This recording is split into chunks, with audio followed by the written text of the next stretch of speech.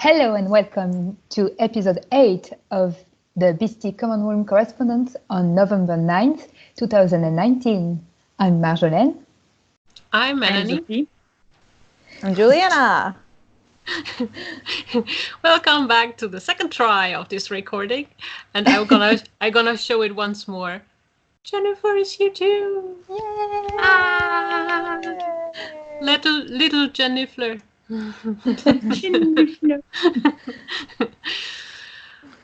Yes.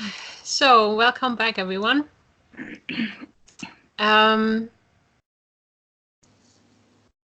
Yes. Hi. I'm impressed by the bright light that is coming from Juliana. We see you like an angel with your Christmas tree and. Oh, it's the angel on top of your Christmas tree. That's what it is, Sophie. The horrifying, creepy one, yes. All right. I thought we could start today with a nice little comment that we actually got from our last episode. And I was really excited that we actually got a comment, so yay! Last episode, we were trying to be a bit spooky and we were a bit serious when it came to political stuff, and I guess that's the right mix to get comments from people. So last episode we were talking about the Native American history and their magic in the wizarding world, and we got a nice comment, and I hope that I can say this right, from Oma, the warrior mouse. I love this name, but I hope I said it right. She says, it's the greatest name. He or she says, "Hello, American here. I remember reading in Ilvermorny there were 2 young Wampanoag boys among the first students admitted with the founders, allowing everyone the opportunity to learn each other's magic. The commitment to cross-cultural learning was strong and reflected positively on the school. Overall, I really enjoyed the Ilvermorny tale. It was great to see another side of the wizarding world taking place on more familiar ground and have those little recognizable touchstones. That being said, we still have more to learn about good representation of indigenous people. Anyway, nice work, and I love the show, everybody." So that was very nice. Yeah. Thank you for that. And I am glad. Go ahead. No, yeah, I think we will have the occasion to talk more about Ilvermorny in future episode, because maybe I'm wrong, but I think they will have, in the past, they will have the Ilvermorny tale in the future. So I don't know, but I think it was not yet out when in the episode that we were talking about. So, but I'm excited because I don't remember every detail, and me neither. And so it's good that someone else had more of an idea of, or remembered better than us, maybe, that there were actually Native American children in the school already from the beginning. So we were not quite sure, I think, in our discussion when we were talking about this. So yeah, I'm sure there's very soon coming up, and I don't know, when did the article come out? Has it been that much later? I don't think so. Or was it shortly before the movie came out, the first one? Not sure. I think it will be soon, because as I remember, all the piece of writing from Rowling were packed in few weeks or maybe 1 or 2 months. So it's still gonna take a little bit of time. Yeah, but the Ilvermorny one was the last one, I think. So after all the history in North America, I think the next one would be Ilvermorny, but I don't know if it would be in 2 weeks, 1 month, or more. I don't know. We shall see. Yeah. I can also check it later, and then next time we know better. Yeah, that was a small, nice comment here. And do we have anything that you wanted to add maybe to the Just a Smidge section? Or should we immediately jump into the main discussion here? I don't have anything else. Oh, everyone is so excited. I'm sorry, I have internet problems again. I don't know what I'm doing here. Okay, then let's reopen the case. We are talking today about the main topic of episode 8 that came out in March 27th in 2016 and was called Putting the Sass in Sasquatch. So I guess that was something that we could put in Just a Smidge, because Sasquatch is a big part of the podcast.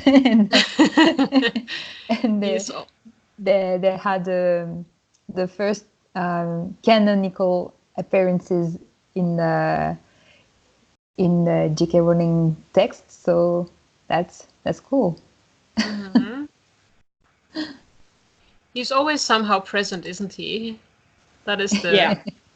When Ariel is present, the Sasquatch is present. Nothing against Ariel. She doesn't look like a Sasquatch. It's not what I'm saying. But when you listen to the podcast, you know what I mean. Yeah. Yes. So in this main topic, we are having a look at the relationship between the Wizarding world and the No-Maj world in North America. And at the time, the 2 articles came out, which were the 1920s Wizarding America and Rappaport's Law. And who wants to start? You want.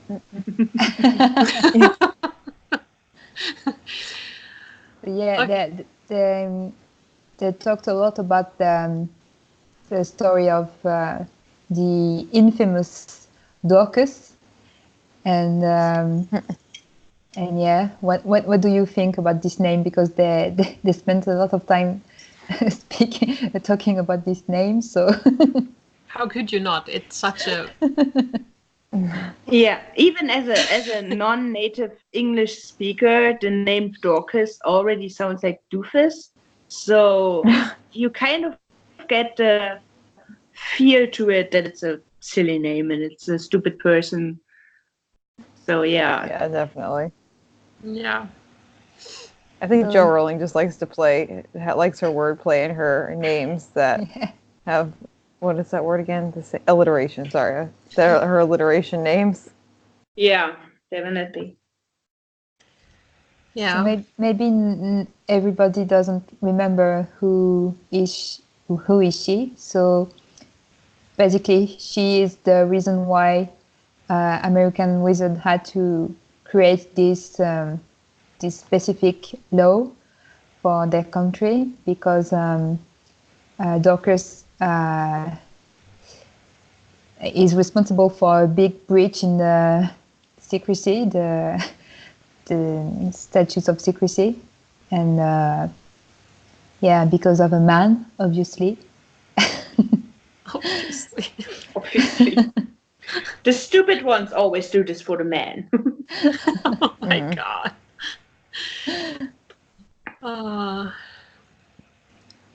Yeah, I have been taking some of the parts of the original writing out here into our doc, that maybe we can read a little bit about it. Yeah, as you already said, Dorcas, this name is just a genius. Dorcas' indiscretion led to the introduction of Rappaport's Law, Rappaport's law enforced strict segregation between the No-Maj and wizarding communities. Wizards were no longer allowed to befriend or marry No-Mages. Penalties for fraternizing with No-Mages were harsh. Communication with No-Mages was limited to that necessary to perform daily activities. So it had a really big, strong reaction.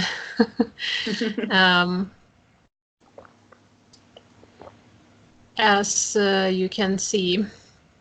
Yeah, and I was when I was listening to this episode and remembering about this this story of Dorcas, and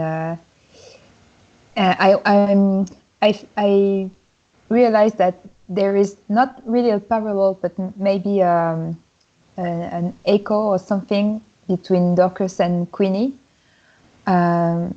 because both of them are in love with No-Maj, but with a No-Maj, but yeah, it's kind of the opposite, but both of them are making mistakes, and big mistakes that are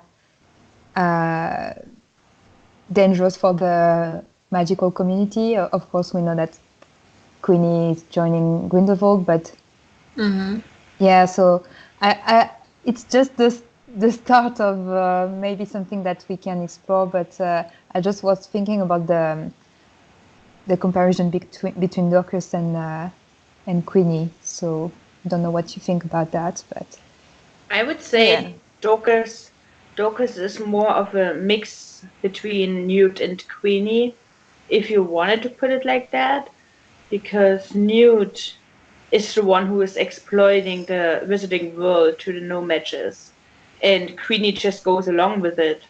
She isn't like, yeah, we are witches and we can do this and that. She's just like, oh, he already knows, so I can show my magic to him. That's true.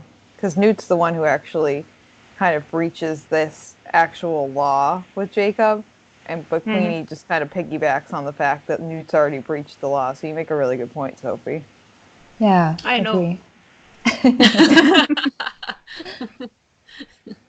But again, in Crimes of Grindelwald, now it's Queenie that she is the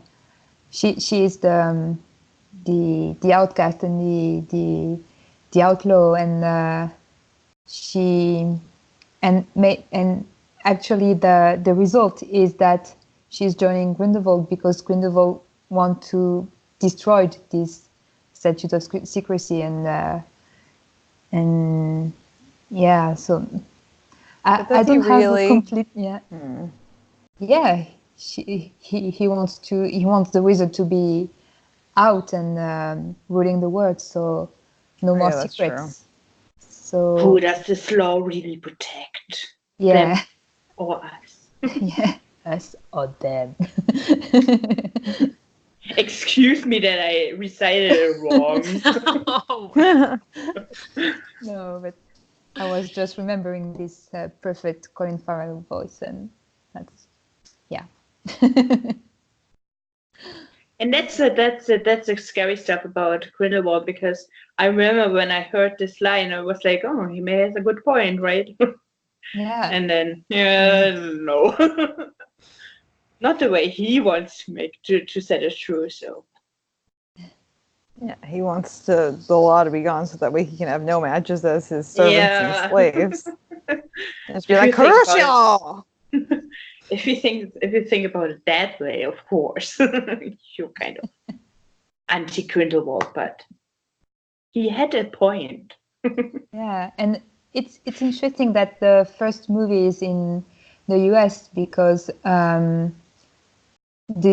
Rappaport law is really extreme in the application of the statutes of secrecy, and it can create this frustration for wizards that Grindelwald can use, and he used that with Queenie. So that's interesting.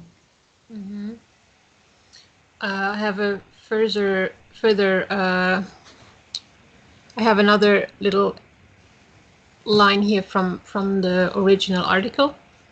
Rappaport's law further entrenched the major cultural differences between the American wizarding community and that of Europe. In the Old World, there had always been a degree of covert cooperation and communication between No-Maj governments and their magical counterparts. In America, MACUSA acted totally independently of the No-Maj government. In Europe, witches and wizards married and were friends with No-Mages. In America, No-Mages were increasingly regarded as the enemy. In short, Rappaport's law drove the American wizarding community, already dealing with an unusual suspicion No-Maj population, still deeper underground. So we know, for example, that in the UK, that they are visiting actually through the portrait? That they visit. I can't remember how, but I like the fact that they do that. Yeah, so they are interacting with the government of the Muggles, and it doesn't happen often, but it does happen. And in America, apparently, it's completely. Can you imagine? Because separate. I read this and I immediately thought about Trump knowing about the Wizarding World, and I was like, oh my god, that would be so hilarious if this guy knew about a second world happening beside. Yeah. God. That would be. We would all know about this by now, wouldn't we? Well, he can't keep like anything in his head for longer than like 20 seconds before tweeting and then the magical president came to me and said, "Sir, you're doing such a great job." That was the worst Trump impression I know, but bad job. Terrible. It's terrible. I love the way he uses bad too. Like he's like it's bad. I'm like, okay, you couldn't think of a better word than bad. Legally. Stopped your vocab in like third grade. He does have a new word, foistered. Nobody knows what it means, but he has said it 3 times now, so it's a word now. Okay, enough about Trump. Good Lord. Dorcas.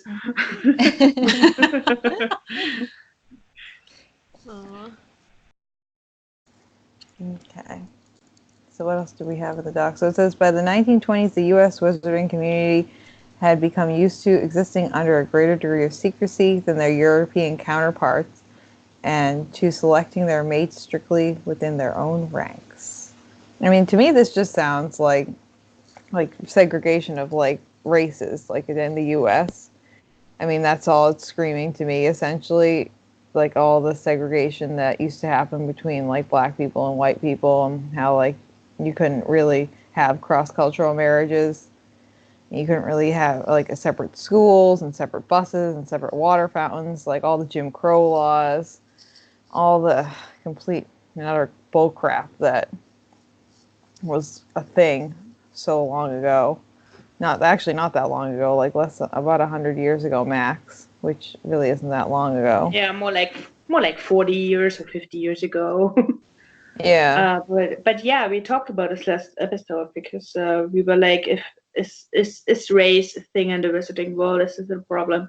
No, it's not, but they do have their own problems with No-Majes and wizarding, because it kind of, I don't know the word for it, but it kind of shows exactly how it worked with black people and white people, and for them it's No-Majes and magic people. Yeah. You can't have especially marriage and friendship. It shows the best. Yeah. You're not allowed to have contact. I'm sure J.K. Rowling thought about that with this Rappaport law and how she expand of what is this American wizarding world, and yeah, that's a clear reference. Yeah. Mm-hmm. Because again, in the 1920s, they have a black woman as their president. I mean, We didn't even have that till today in the human world, the normal No-Maj world. Yeah. In any country, I think. I don't think there has ever been, or maybe, I don't know, maybe in some African country. But well, yeah, in like a predominantly white country, Yeah. or a country that has a history of all white leaders, yeah, which is unfortunate. Clearly, Yeah. by where we're standing right now in the U.S., it's very unfortunate Yeah. that there's a white male in power. So, side note again, but just saying. The reincarnation of Dorcas. Essentially. I mean, it fits. The shoe fits. Do we know so Trump's we middle name? Does he have more John. than one? It might be Yeah, just, Jennifer, Shamila, he could be Jessica. like Dumbledore, except not as good. But he just has like 5 million names. No, it's just John. But I love when Jimmy Kimmel is giving him randomly female middle names like Jessica or Jacqueline or something. It always makes me laugh. Oh, I love it. That's great. Okay. Marjolaine still had a point here. Yeah, but I think I already talked a little bit about that. But Yeah. I love to think about wizarding culture, and because we just talked about the fact that Rowling is referencing real life history and to create the wizarding culture, but at the same time there is something so specific about this wizarding world, and everything is defined by the statute of secrecy. And actually, when you think a bit more about that, it changed so many things in the way that they live, the way that they view the world, and that's and North America is going even further on that, and that's really interesting. But I think the fact that wizard when you reread the Harry Potter books, you realize that wizards have a strange sense of morality, and their morality is not as black and white that you may think. They use certain spells or potions that are not okay actually to our standards, and they have a completely different apprehension of danger in comparison of our Muggle point of view. And I think most of that is connected to the fact that they have to stay underground, and they have to their main the main focus of the organization of the wizarding world is this secrecy, and that's I love to think about that, and maybe I want to write an essay about that sometime. We would like to read that. Do we know anything about the later years when it started to maybe change? In America, specifically. I mean, we know what it looks like in the UK, but in America, we have no further information until the 20s. No, I don't think so. Okay. Yeah. Do you think Because we still... We'll get some. Yeah, I was about to ask, do you think we're going to still get some more information for the later years that we know? Or do we going to see it through the story that we are following now with Queenie and with Jacob, that there might be some changes? I don't think it will change until the end of Fantastic Beasts, but I think it might change later after the movies, so we might get something after the films have come out. So wait for another 10 years and maybe you get your answers. We have time, right? We're not old. When you think about the fact that Grindelwald is happening in the same time as World War II, and when you think about how World War II change a lot of things in international politics and so I think Grindelwald maybe had an impact too about because, like I said at the beginning, he rise in this climate of wizard being upset about this obligation of being underground and of being oppressed, even if they are oppressing themselves. So that's maybe for America, they realize that, okay, if Grindelwald has so many followers, it's maybe a problem from our laws, and we can make them a bit more inclusive to have less upset wizards. And I don't know, but that would be interesting to see. But the last movie will stop in 45, so I don't think we will see the extent of the change in wizarding politics that may happen after that. But well, I do hope that the last scene of the last movie will be something like Luna's and Rolf's wedding, because that would just be cute. And maybe we'll get somebody saying something, and we'll get a hint about how it is nowadays. Like at the end of the last Harry Potter book, when we know that the new Ministry of Magic, Shacklebolt, changed the law about werewolves because of Remus Lupin. So that can be something like that. But I don't know if a movie is enough to have this kind of throwaway lines. But we need like books. I'd like that. If it was just somebody just says something, maybe. I don't know, even if we just get to see Queenie and Jacob being married, you know, they're at the wedding and they're married and nobody has a problem with it. I think that would show a lot. So we can hope for Jacob Queenie wedding at the end of the. No, not their wedding. Like seriously, it's just old.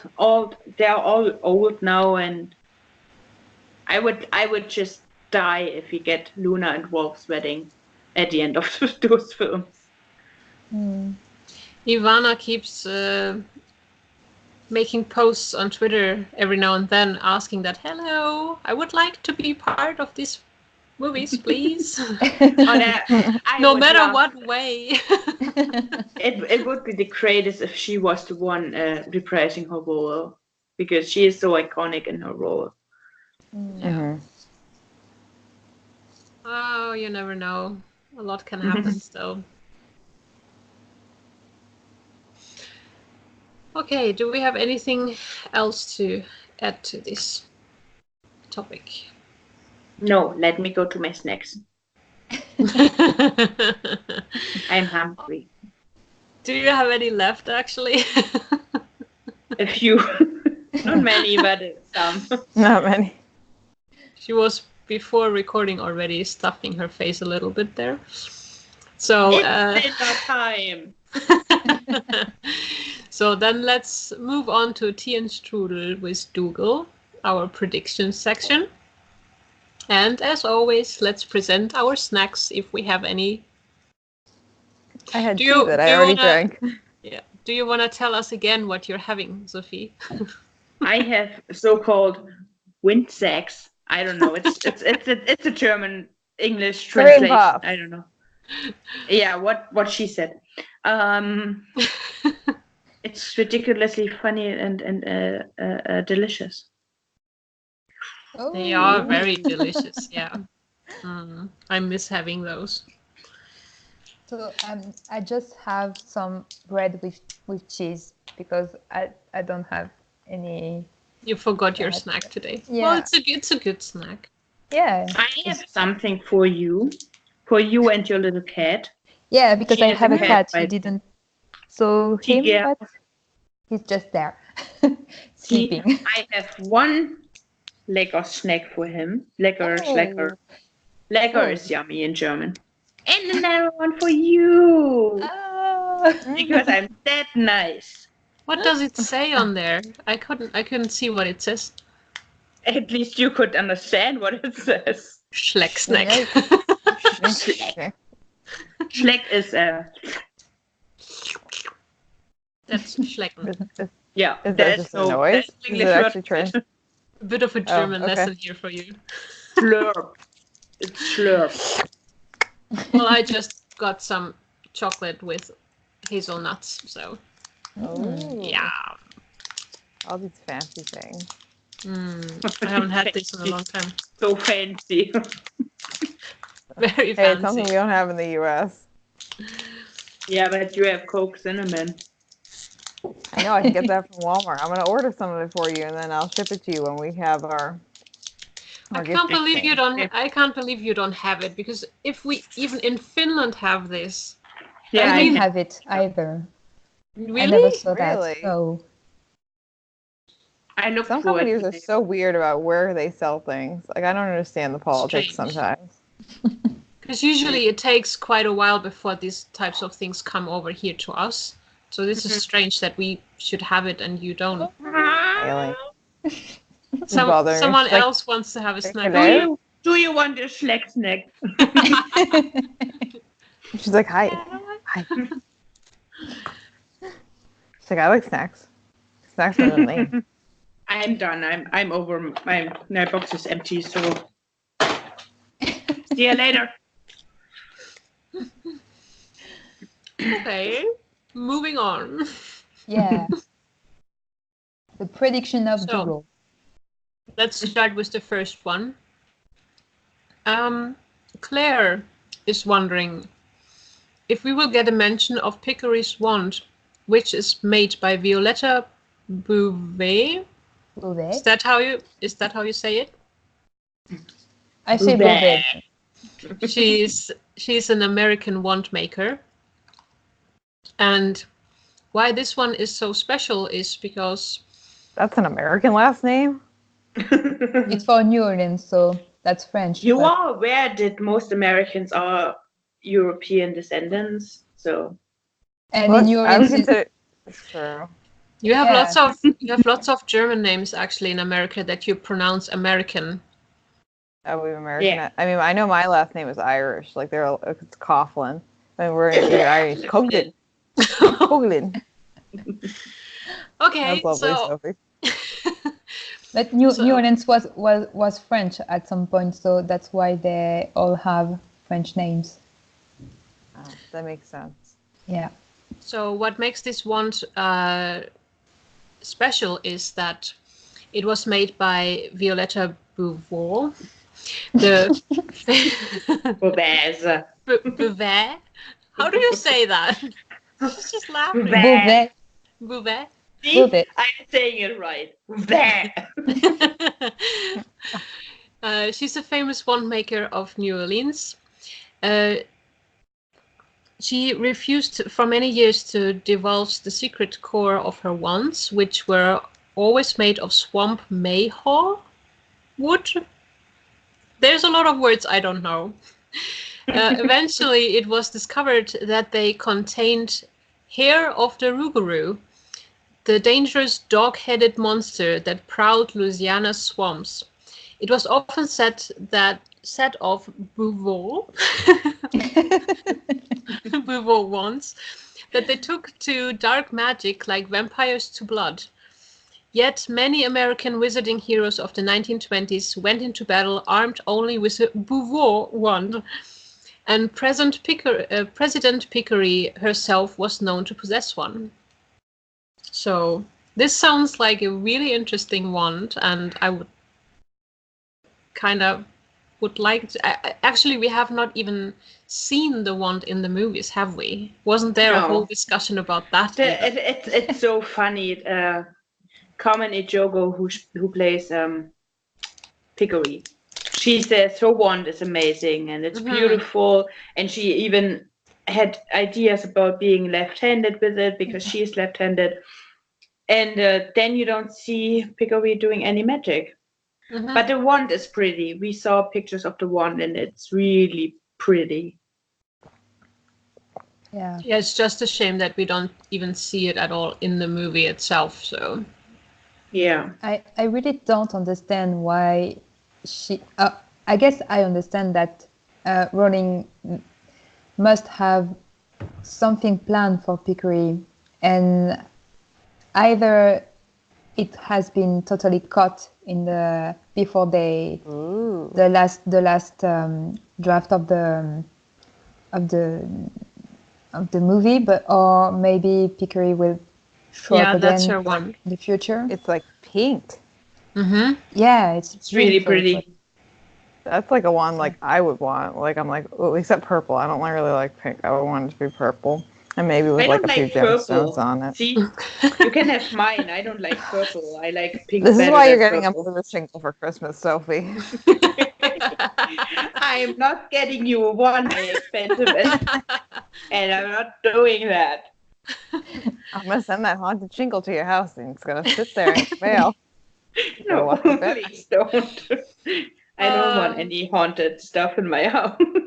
Maybe we should mention that those two have, since several weeks already, this whole murder house theme going on here.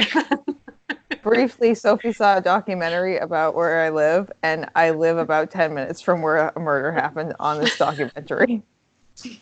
So she lives in Murder Town, USA now for me. Because Because one murder happened there. Yeah, and in the common room we have our second round of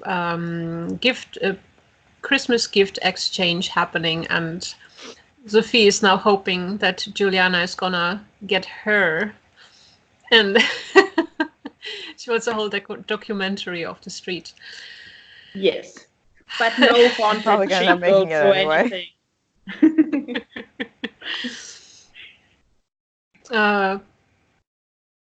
What was the point now? I don't know. Oh, we're talking about her. You murdered the point. We were talking about Pickery and Yeah, why right. why does she have so many Why does she backgrounds? have such a beautiful wand and it's not shown? Yeah. in the- Yeah, she has a beautiful wand. She has a wonderful background, and everything Oh, yeah. is.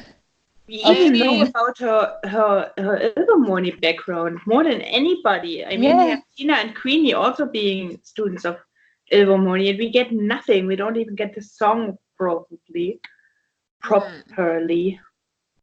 I keep thinking, with the next movie now, we're probably gonna make a bit of a jump, like a bigger jump. Yeah. So in that time, Pickery is already not president anymore. When was it? 1928, I think. Mm-hmm. Yeah. That Yeah. she's no longer the president. So we don't know what her role is gonna be then, if she might be a bigger part, that she's gonna help with defeating Grindelwald or finding him or whatever. So maybe we get some wand action from her then. Maybe. Is that too hopeful thinking? I don't know, but maybe. But also, we don't know if Common Ichogo is returning this time yet. Mhm. We do know about Eulalia Hicks Yes. in Ilvermorny. So Oh yeah, Jessica. What's it? Jessica Williams. She's really funny, actually. I don't know if you guys actually listen to her stuff, like outside of. no, Fantastic Beasts, but she's. I don't want to. I know she's doing stuff, but since I've heard she is in Fantastic Beasts, I'm like, no, not yet. Maybe later. Just like Eddie movies, I don't watch Eddie movies now. Till it's all over, nobody except for Catherine is. Just like brief background knowledge on her, because I listened to one of her podcasts, but she freaking loves Harry Potter. Like, she loves it so much to the point where she annoys her other podcast hosts to death. I love that. And she actually got to meet J.K. Rowling, and that's how she got the role, because she like tweeted at her, and then it was just like Don't a they cascade share a event. birthday? I think I think they might share a birthday or something, and I don't know. Joe was doing something over here, or no, she went to England. Jessica went to England, and like they had like dinner together, and then they were just like talking, and she was like losing her shit completely. Yeah. Not Joe, Jessica. I do remember that. I do remember when J.K. Rowling tweeted about it, and she had a picture of them, and then she did something with she had emojis with a bird and purple, and it was very interesting because we went right to she's an animagus because of the purple That bird. would be cool. I just That know would be Jessica so was great. like literally losing her brain because she gets to design her own wand, and she was like, "Oh my god!" Yeah. I mean, That's so I'd be the great, same God. way too. Oh, I'd that be would like, be so much fun. I mean, they So all got to do it except for Caleb, and then he broke his wand on the first day of her rehearsal, and Catherine was like, "Wait, you didn't get to design your own wand?" And she was like, "No," and she was like, "Yeah, well, we did. Bye." Oh. Did you still want to talk about this small comment here from? Yeah. Well, there is another wand maker who is called Johannes Jonker. And by the way, they said the name perfectly because they weren't sure if they did, but they did. Actually, I would pronounce that Jonker. No, they said Jonker, which I like. No, I'm saying that I, as an American person, I would pronounce it Jonker. Jonker sounds better though. And they said he incorporates Mother of Pearl into his wands, and it immediately made me think about Newt's wand because he has Mother of Pearl in. And Johannes Jonker is not a Swedish name, but it sounds like a Swedish name, and I immediately thought of Daniel Radcliffe being like, seeing Newt's wand being like, "What's that? IKEA?" And there you have it. It's definitely an IKEA wand. Yeah, I had to immediately check if that is actually Swedish or not. And I found out that Jonker is a Dutch surname. And the word means kid or young. Makes sense. From Middle Dutch, jong heer, it means young nobleman. The term was used for a member of the nobility who had not yet assumed knighthood. So random facts here for you all. You're welcome. Random facts. Well, we do have that name in German. It's not like I didn't know it's not Swedish. It actually also said, I only included the Dutch here, but it said also from Middle Dutch or North German, something like that it was. I mean, there is no really distinction between Dutch and Old German. There's really it made its way to Dutch. It's complicated, but it's old European stories, and Europe is old. And Juliana is scared because she doesn't have such old history in her continent. Well, we do. We have Native American history, but it's not like I mean, they kind of got into this later in the actual episode itself, but it's just it makes me upset, and it makes me mad. I know I'm not Native American, and I just thinking about the history books that I grew up with, and how little we actually learned about the Native Americans, and how much we learned about the, no offense, stupid Europeans who came over here and started to spread disease and You're talking about your own genes, so you're insulting yourself. I know. We are those stupid Europeans. We're just stupid Europeans, but not those stupid Europeans. Those stupid Europeans, yeah. You're a whole mixed cocktail of stupid Europeans. Yeah, but we are less stupid because we stayed in Europe, actually. Yeah, that's true. You're the clever ones. The German ones said. My stupid European people. Wherever they were. I think it was like my great-grandpa, my great-grandparents who moved over here. I don't know. That's not even that far. No, it's not. I think my papa is like the first generation of kids that was like born here. And he's like Oh, 93. I thought you came over with the Mayflower. Well, I'm Irish, so that was just the English people on the Mayflower. It was like a few Spaniards and the English people.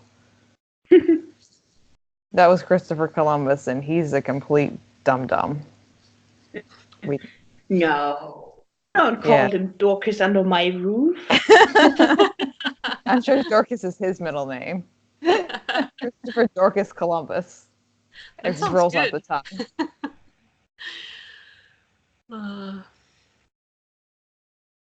Yeah. So, moving on. Yeah, just wanted to note that about all these wonderful wand makers, and they said that that's a typical. It's like they are adding some background about why they want to make pretty wands for the movie, because we know that in Potter books. In the UK, they are supposed to just be sticks, and with the movie, they choose to make them more elaborate and pretty, to obviously because it's better looking, but also to sell more merchandise, I guess. And I'm not mad about it though. I really love the ones. I like collecting them. Actually, today I was at a convention, and they had an whole exhibition of every single novel collection ones, and that is pretty cool. Some of them like I've never seen before. So yeah. I always found it pretty stupid to do this, because at the end, what you see in the film is still some sticks. You don't really get to see them up close. Very, very, very much. So even if they hold them, because mostly the handle is under very their hand. Yeah, I think exactly, the pretty parts are in their hand. But I think it could maybe help the actor to have a bit more of a relationship and be more in character with it. Yeah, so I think it.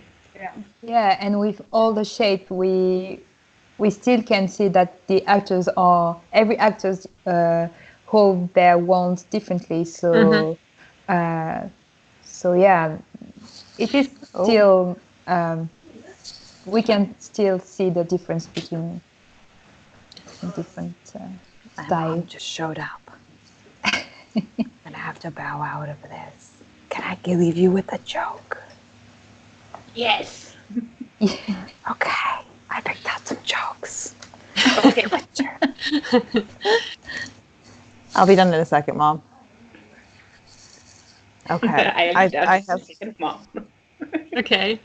I picked out a few jokes. I flagged a few so that way we can get to them. The crumble door one made me laugh again. I got to that one and I just started again.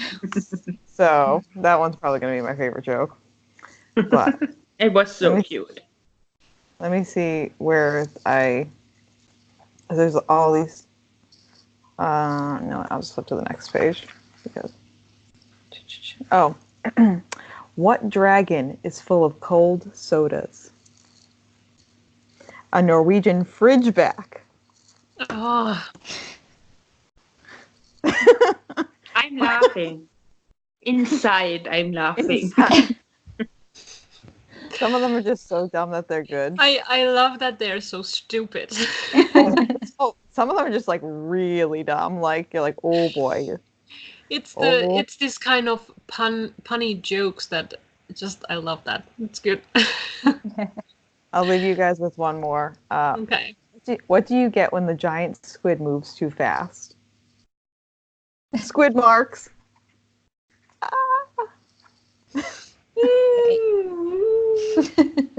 Oh no! Elle's trying to hold herself together. She's like, I'm not gonna laugh. That joke is really dumb. That's disgusting. Thank you so much for those jokes. Oh, I love that we have this segment now. I thoroughly enjoy that I get to pick out all of these like dumb jokes every single week, and they have like lovely like illustrations like this person. Or this like squirrel drinking a soda. Okay. Or the nude cat. Ah, that's adorable. Here, you want a Schleck snack? So you have to leave now? Yeah, we're gonna go into Boston in a little bit. So Okay. You poor thing. I'm so not jealous and stuff. Give your mom a big smooch from us and have a nice time. Yeah. okay. I'll see you guys later. Bye. Bye. Well, then I guess we are finishing up the predictions by ourselves without Juliana. Yep. After this nice interlude. Yeah, that was a nice thing. Okay. The next point on our doc here is Ariel would really like to have Fantastic Beasts Funkos of Newt, the Niffler, and Sasquatch. Well, Well, she got them. Yeah. She- I do think there is. I do think there is a Niffler baby. Sasquatch. Wait, Well? there is a Sasquatch Funko Pop. What? Yeah, but not from the. Oh, it's not Fantastic I Beasts. think, though. I think from that TV series that was like in the. Oh, there is a gay Bigfoot. That's great. See, it's a rainbow Bigfoot. Oh. Oh, it's perfect. We should let her know.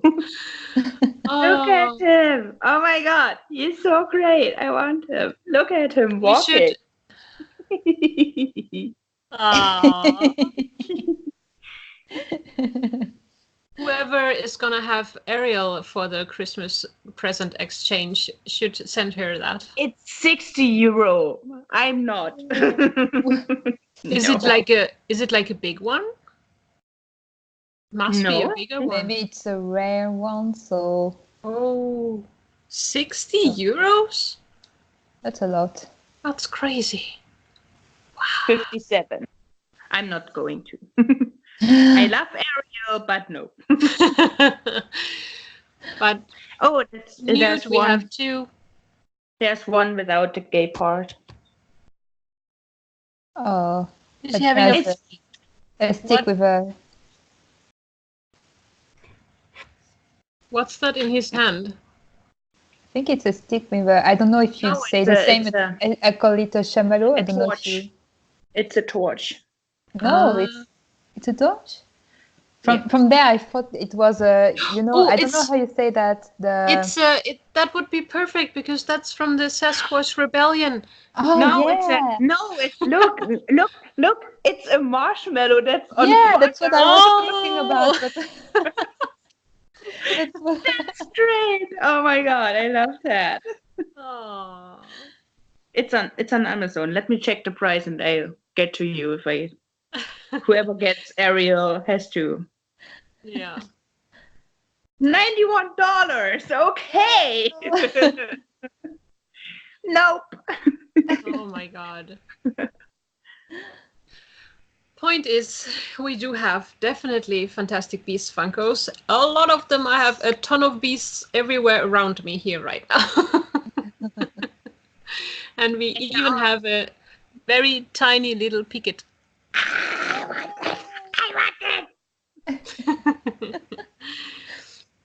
And Marjolaine had a little story still, yeah. she said. Again, it was today at the event I was. The guest was Stan Janevsky, who played Viktor Krum in the Harry Potter movies. And 1 month ago, they released the first Krum Funko Pops. And There is one? Yeah, there is in his Yule Ball outfit. And he said that he was really happy to finally have his own Funko Pop because he knows that everywhere in the world, everyone wants to reunite Hermione and Victor in there. That is so cute. Yes, I actually have her in her. So now you can get Victor from. So. Yes. I would have her and Ron fight all the time. The Ron in the little dress. We can do that right now if you want. Do you wanna do the conversation? I do the reenactment. You should have asked earlier, or something. Whatever she said.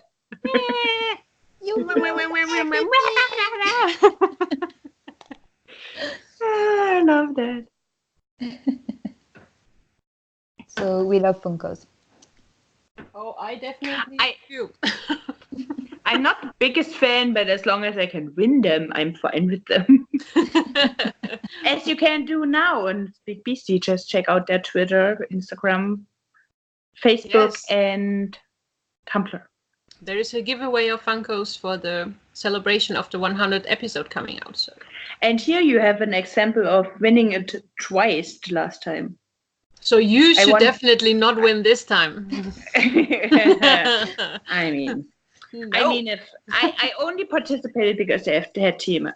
So, and this time I participated because I want to win something. But that story was cute, and now I feel like I have to go and check if I can find it from. Yeah, but it was a bit weird hearing him talking about, I love having figuring about myself and being surrounded by them. Okay, guy. But you know, you clearly haven't seen interviews of the Fantastic Beast cast, because when they got their little Lego figures, they were all like, "Oh my god, I can't believe it! Look at this!" It's the cutest interview.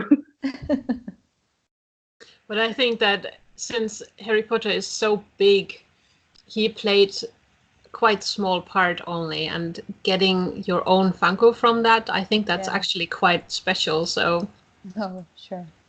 Yeah. It's so cute. It's so cute. No. And only €50, so. What page are you on? That's insane. I can't believe 15. that. 15. It's EMP. You should know this one. I understood 50. Yeah, of course I know that one. I would have won it if you didn't. Okay. Our next point. Our next point is from Claire. It was quite a bit of a discussion. All the beasts will be completely digitally made, was what they said. Mm-hmm. And I think they were, during the episode, of the impression that they have just a stick and a ball on top of it to have any reference at all. But we do know now that they actually did build puppets of sorts that were not, I think, as detailed, of course, as they had in the Harry Potter movies, where they really built a proper hippogriff and a Buckbeak, and Aragog is there, and you can see all of these in the studio tour. I don't know if you can see them in the Universal Studios in Orlando or wherever. Me neither. So Juliana is we gone don't now. care. It's too far. I don't think Juliana has been.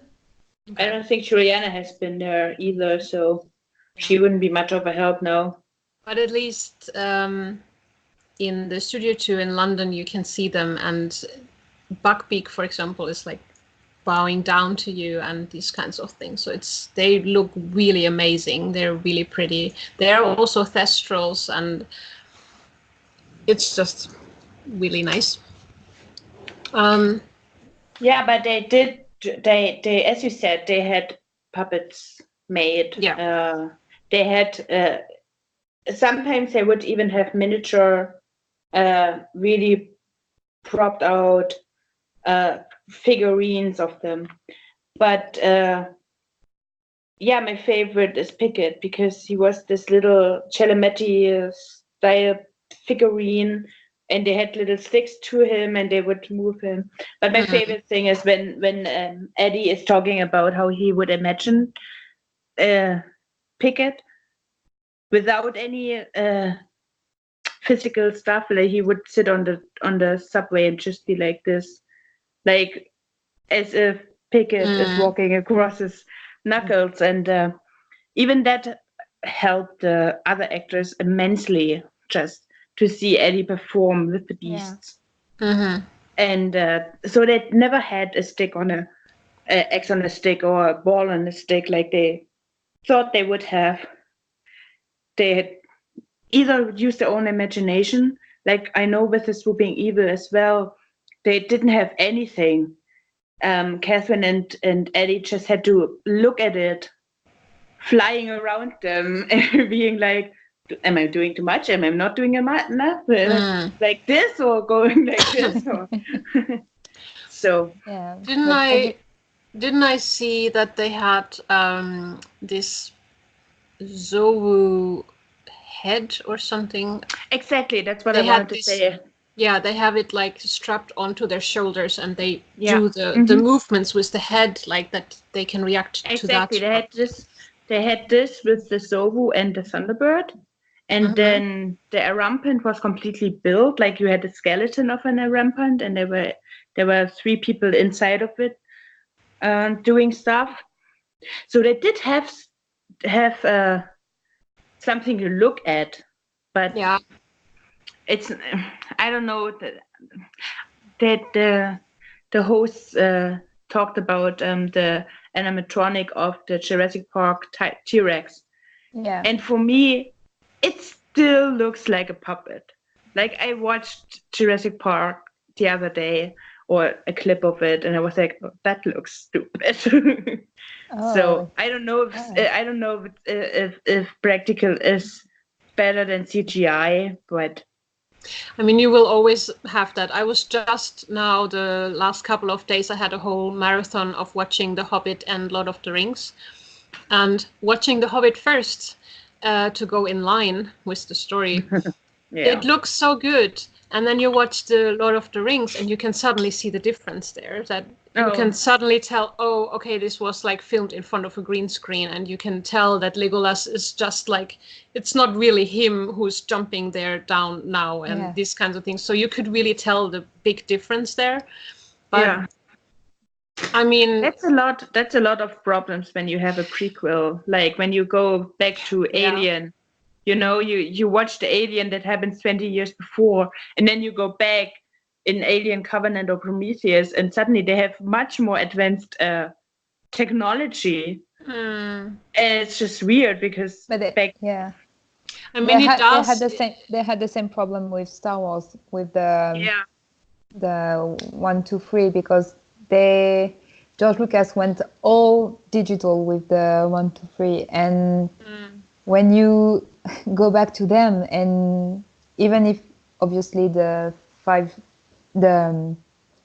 original ones, they look older and they change some things to make them look better, but it's still, the sets are so real, and so you can feel that everything is real and you can touch everything. And when you go back to the 1, 2, 3, everything is a green screen, and you can feel that. And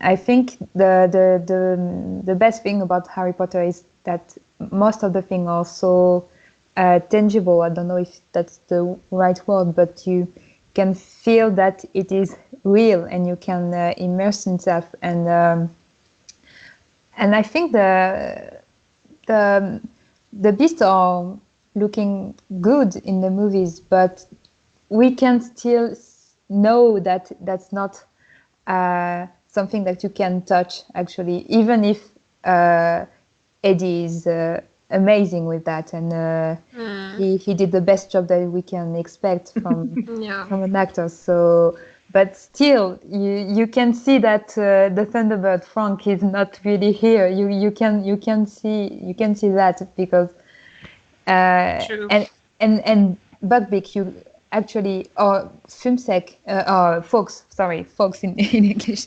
Fox was real bird. It's animatronic, but I love the story about Richard Harris thinking that it was a real bird that he was talking to in the second movie, and that's something extra magical about recreating something so real that you can touch it, and That's definitely a part that I really enjoyed in the studio tour also, because they have a whole section of showing how these mechanics also work. And the first couple of tries that they had, to build the thing, like the Monster Book of Monsters, for example, and the Mandrake and these kinds of things, they were all like doing this movements in different ways, and you can really see how they did that. So it's actually really interesting. But I'm also someone who yes, when you have scenes like this that from movies that are a bit older, it takes you maybe out of the whole thing for a moment when you see, oh, this is like so old now that you can tell it's digitally made or whatever. It's not that good anymore. You can see it has aged quite a bit, but it takes just a second, at least for me, and then I'm back in the story. If the story is good, then I don't even mind that it is that way. So I can look over it very easily and just focus on the story itself. And so when they did CGI in the first Harry Potter movie with the troll, or when he was on the broomstick, it doesn't take you out if you don't look too close. Like, you will only see it if you pause it or something. If you really like, okay, I have to see if this looks stupid, and it does look stupid when you pause it or something. But if you just let the film run its own course, then you don't really see it. Yeah, and same with the puppets, actually.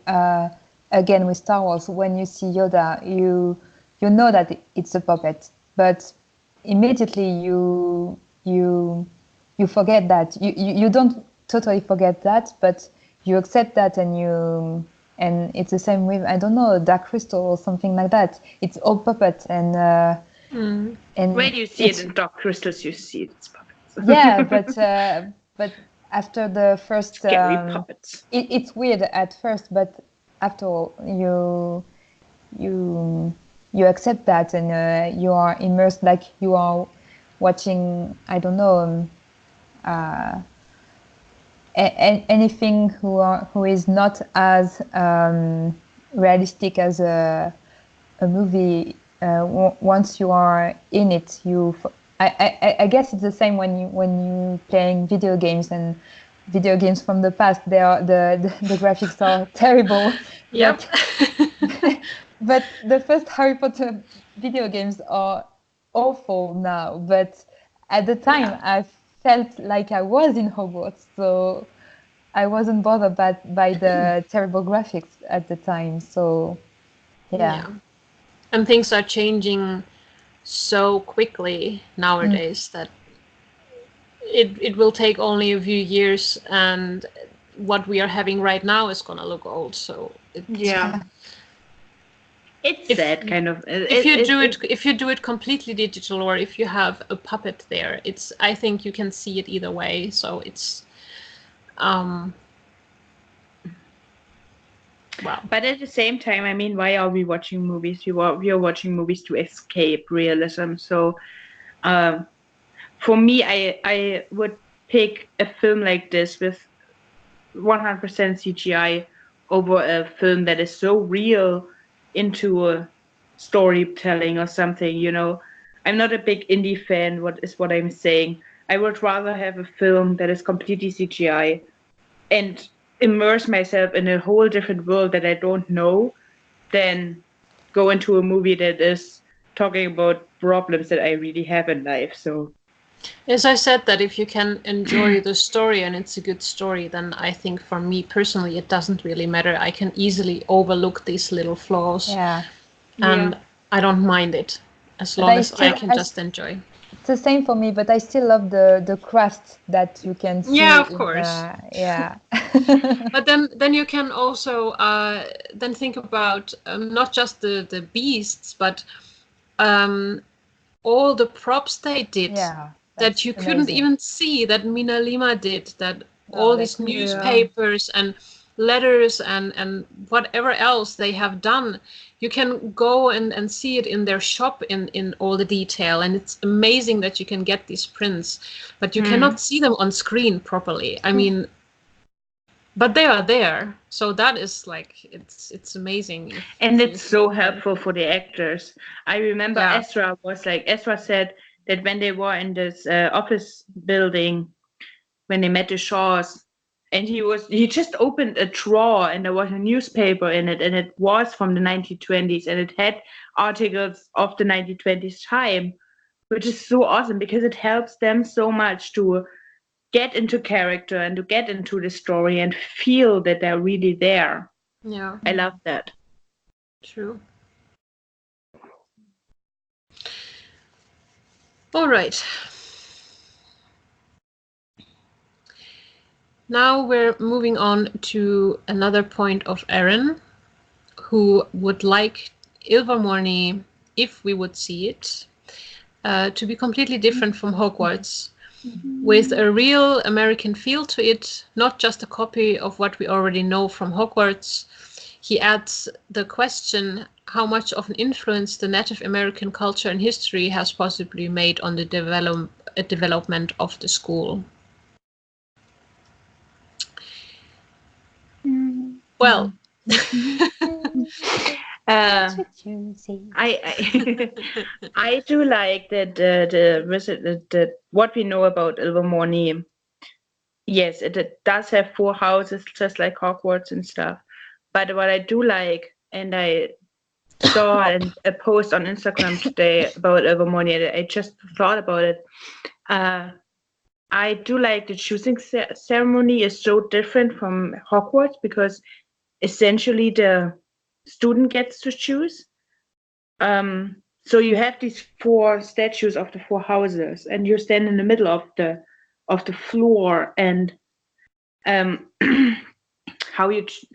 and one of the statues will choose you, or more of one will choose you. And if more of them chooses you, you get to decide. And I think that happens a lot of times, that 2 will choose you, and then you have to decide where to go. But I think it's quite. That. But isn't that quite similar to a head stall in Hogwarts? That if because the Sorting Hat. You know, the houses that directly the houses choose you. Yeah, of course. But you still have there also then the choice that you can choose between the 2 houses that the. But how many know that? Because Harry didn't know that, and he accidentally chooses his own house. But how many do really know that you? Not accidentally. He is like he keeps saying to himself that he doesn't want to be in Slytherin. The hat is kind of trying to convince him that he could be great in Slytherin, but he really doesn't want to go there. So he does make his choice that he does not want to go there. And I think we know that. It's a debate.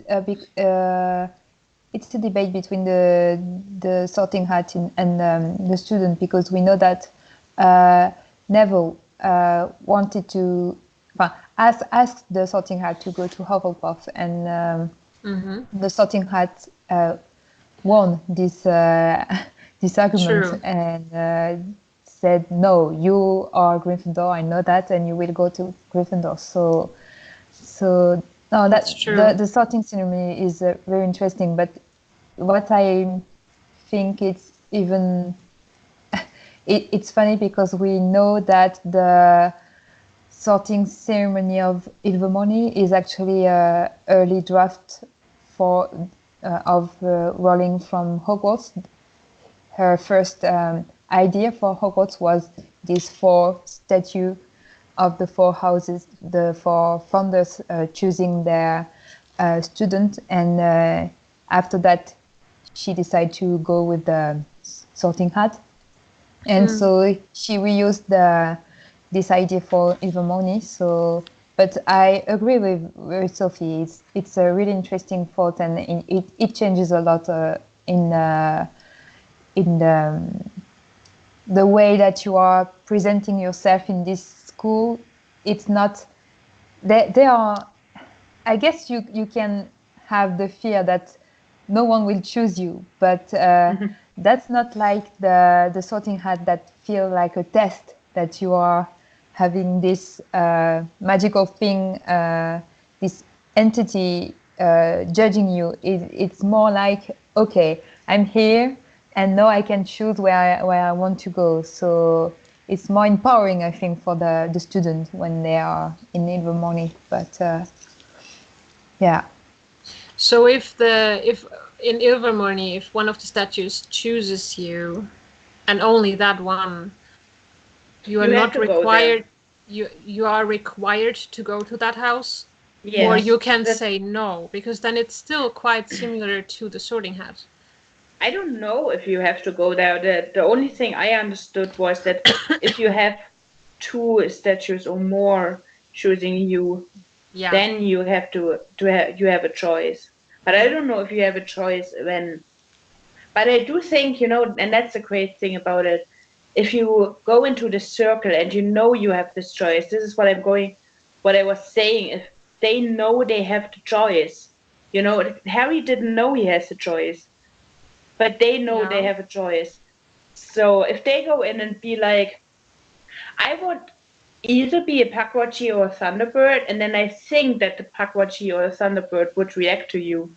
If you really wish that by heart, is what I'm getting from the story, at least. But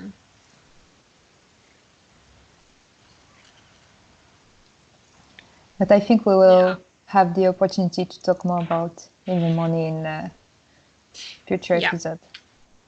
Yeah. But we love to talk about Ilvermorny. Like in 2 years when we maybe know more about it, because Aaron asked if we get to see what did he ask? If we get to see more of the history of the Native Americans in Ilvermorny, and we don't know anything about Ilvermorny. Yeah, he's wondering if there is any possible influence of that you can see it reflected in the school, that this is part of the history. I think we will go back to that when we will discuss the actual text, because I don't remember every detail of it. And adding to that, Claire has been saying that she believes we probably won't see anything of Ilvermorny, or not much of it, that we might just get a reference because the story follows adult wizards and not students. Yeah. I do hope we get to see more of it in movie 3 with Eulalia. Yeah, I was about to say that. Jessica Williams. Yeah. Maybe as a teacher, maybe we go. I recently found an interview of Catherine in German, and I think that's why it hadn't been out there before, where she said that we'll go back and see Tina and Queenie's history a little bit more, not in that film. And she was referring to Crimes of Grindelwald, but in later movies we'll get to see more of their history. So either we get to see a flashback of Tina and Queenie at Ilvermorny, or we get to see Eulalia as a teacher at Ilvermorny. I would like just see a little bit more of Ilvermorny. Yeah. Oh, yeah, that would be cool. I want to see Tina and Queenie as children.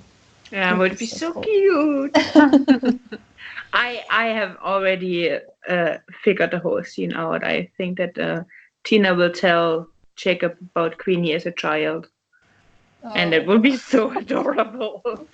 But at the same time, I think we then don't get a lot of Tina as a child, because Tina doesn't like to talk about herself, but at the same time, it would be cute if it's just, Yeah. a flashback in her, imagine in her memory.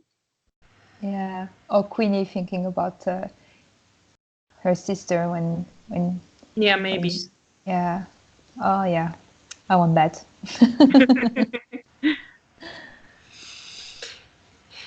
We have Shannon and Ariel talking a bit about the fashion of the 1920s.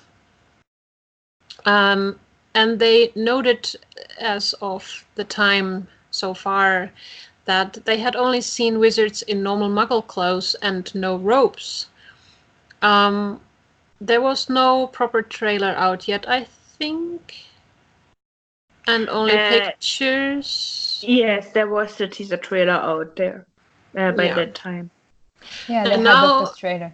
Yeah, and now I'm just thinking, did we actually see anyone in robes? Nope.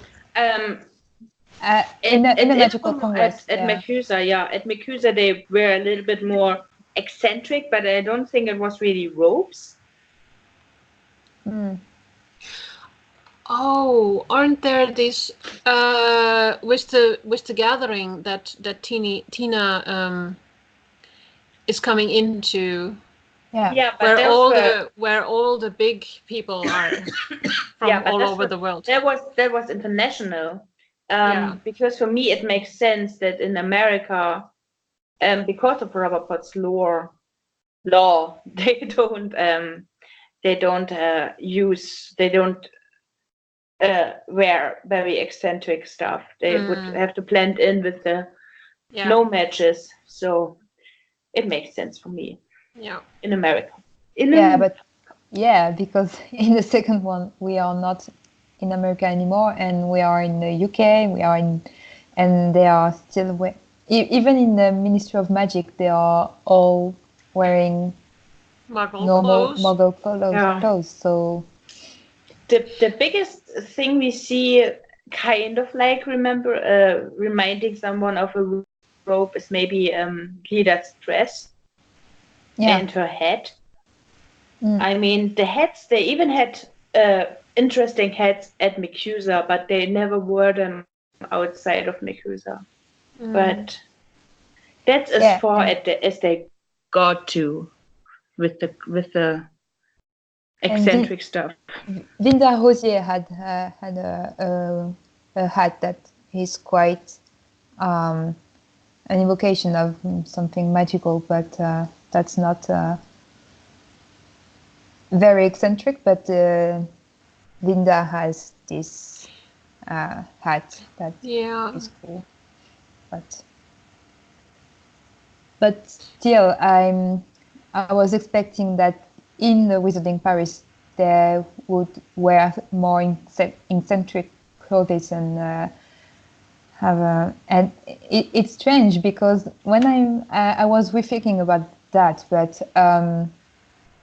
during the Potter books and the Potter movies, we are seeing wizard wearing kind of ancient fashion clothes, and in Paris actually they are wearing fashion from the future for them, because they are more wearing like people from the 40s, and they are not even yet in the 50s, in the 30s, so that's weird. But what I found the weirdest was we do have a special section, magical section in Paris, which we don't have in the US. So like a Diagon Alley kind of thing in Paris. So why not dress up, or why not dress as yourself, as a wizard or a witch, when you go there? You could easily just wear a robe, or because I don't know, when the scene is happening, I remember my friend saying to me, like, why is he doing this in front of all these muggles? And I'm like, he's not in front of muggles. Those are wizards. And you don't really see it in the film. And that's kind of, I do remember I pointed at a Quidditch shop and I said, see, there's a Quidditch shop right there. And here's this magical job happening. So these are wizards. They know that he is doing magic, but you sadly don't see it really. Yeah, that's not Colin Atwood's style, I guess. She don't want to dress. That's why he didn't win an Oscar for the second film, because she could have. I mean, I would think that she can do more. Of course, you loved her coats in the first movie, but I think she could have done more in the second one, going a little bit more in the magical world and not showing us another set of beautiful coats. Yeah, I think she's too obsessed about the historical references, and like she's not really interesting about the wizarding background. But no, I think so, which is kind of annoying. Yeah, but I understand that they are. It's more difficult for them because in the Potter movies it was the contemporary time, so it's easier to think, okay, we have to create one word, is the wizarding one. There they have to create two words, the historical background, who has its own flavor, its own style, and the wizarding word in this historical background. So, but for me, that's the most fun part. But I guess for them, it was more. There have been movies where you had the 20s or 30s, and at the same time a very special set of clothes that were in the, let's say, the ethnic style of the movie. You know, like what's that film with all the peculiar kids stuff? What's that name? The Island of the Peculiar Kids, the children, or something. Okay. With you know what I mean? The kids, where the kids have all the special powers, and or like Narnia. You know, those are set or in earlier times, but still they get to wear. Oh God, you know what I mean. Yeah. I'm done.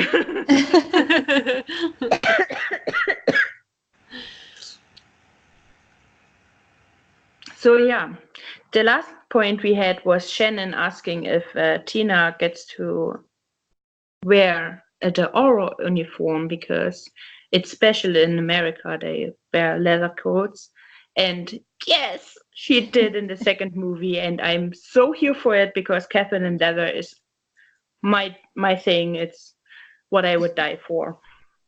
You know what's fashionable too? A hat like that. For Jenniffler.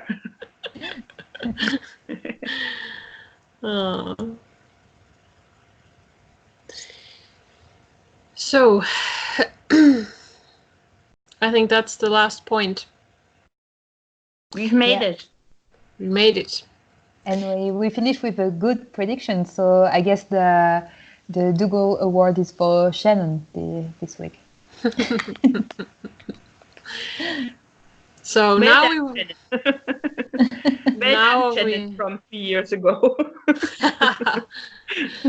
Now we would have finished with the jokes, but since Juliana left early, we have had it in the middle of the predictions. So, and we don't edit this, so we can't take this joke to make it there. So.